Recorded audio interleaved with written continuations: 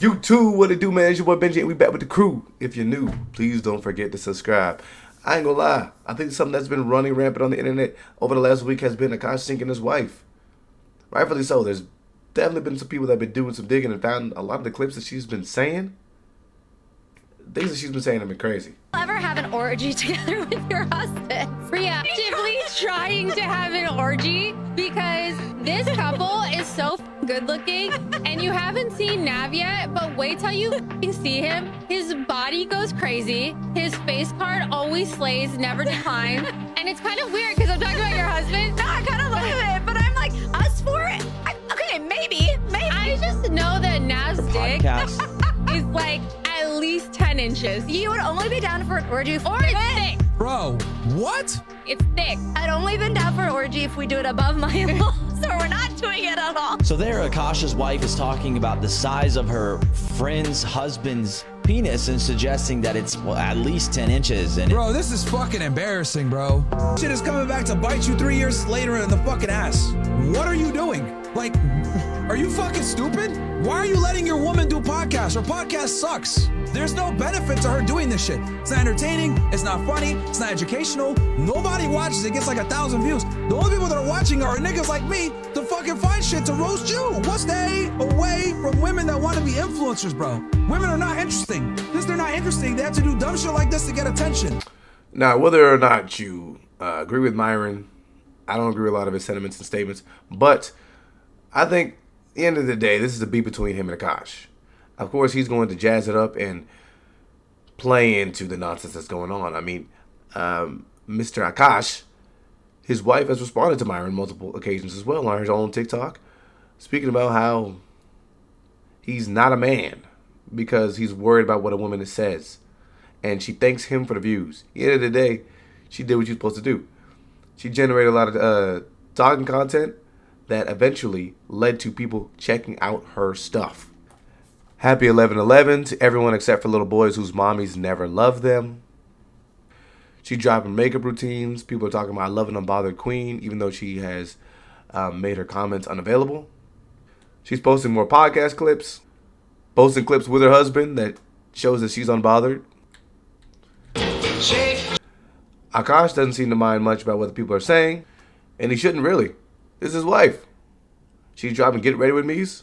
I think I mentioned before, if the things that y'all are saying are true and that he's in some type of cut position or something like that, where he's subservient to her and all his money is solely for her, and that these big closets that she's demanded that he gives her are for her, they're a good match.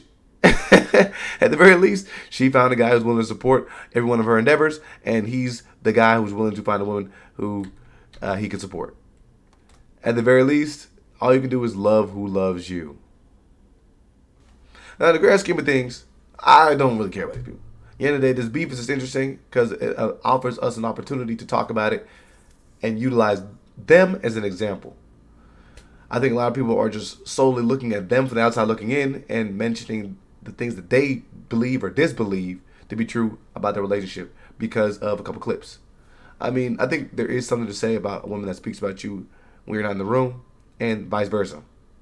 But this is why I say, at the end of the day, we got.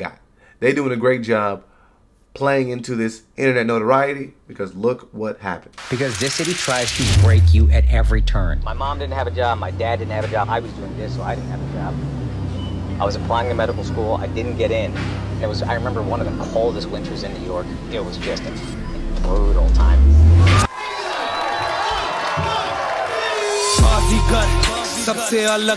But if you can make it to the top of the city, there is nothing you can't do.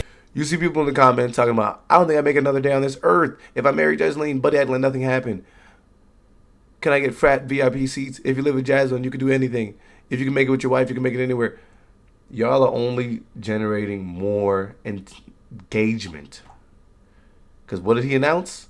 Radio City Music Hall, April 18th, pre-sale Wednesday.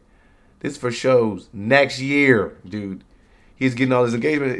Him and his wife are both playing into the nonsense and utilizing this as an opportunity to generate more income. Radio City Music Hall pre-sale live. Radio City Music Hall pre-sale. Look at people in the comments. He's going on tour in a couple days anyways.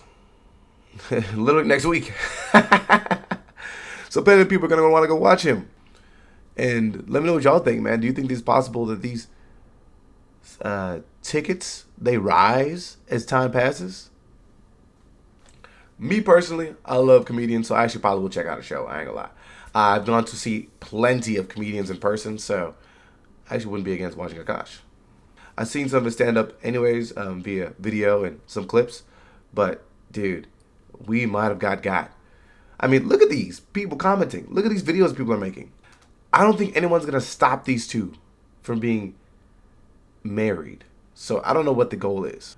Nor do I wish that these two would stop their marriage. I genuinely find disturbing about the situation is the fact that Akaash not only fell for the most obvious lie, but he's also now stuck with a woman that takes pride in lowering his status in public. Sometimes I get so painfully nostalgic for college. I was popping my pussy and living my best life in these white boy frat houses. She's out here reminiscing about her past on the internet, effectively telling the entire world that Akaash does not measure up. That is by far the biggest cardinal sin a woman can commit against a man. Even the Bible says that. And whose fault is it? Akaash. Not hers. Akaash deluded himself into thinking that he actually had enough dating experience to properly vet a woman. And as much as I want to feel sorry for him, I honestly can't, because in my position, I see this all the time. Men who turn their nose up and wag their finger at the skill of learning game, the skill of learning how to properly interact with women. They're the first ones to call game wrong, childish, manipulative, but they always end up like this, used. If you're a man watching this right now, I don't want this to happen to you. I don't. But as you can see, plenty of content has been made about Akaash and his wife, instead of talking about his comedy. Good morning to everyone except for Akaash Singh's wife. That's right, because without him, we would actually have no idea who you are. I could never imagine talking about my partner like that or not hyping him up at every single chance I got. And then his biggest show, the Radio City Music Hall, is coming up. And this is what we're going to be discussing on podcast. Ugh. And as a comedian, you use your life and you use your life experiences to talk about it on stage, to feel your jokes and to like work through the pain on stage. But now we're all just going to be sad for him. We can't even laugh at these jokes anymore, and he can't not address it. But then he also can't not defend you as a husband. So you're putting him in this really weird spot of being just a cut. Good morning to everyone except for Akaash Singh's wife. That's right, because without...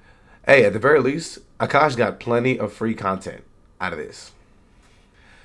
One, for he and his wife to post online, but additionally, he's got plenty of material for him to use on stage. But what do y'all think? Was there some strategy in regards to announcing pre-sale tickets in the midst of all this nonsense? Did he and his wife drum this up as an opportunity to continue to get notoriety to her podcast and her social media channels? Or do you just think that she got caught lacking and they're trying to make the best out of the situation? Let me know in the comments below. Stay tuned to the next one.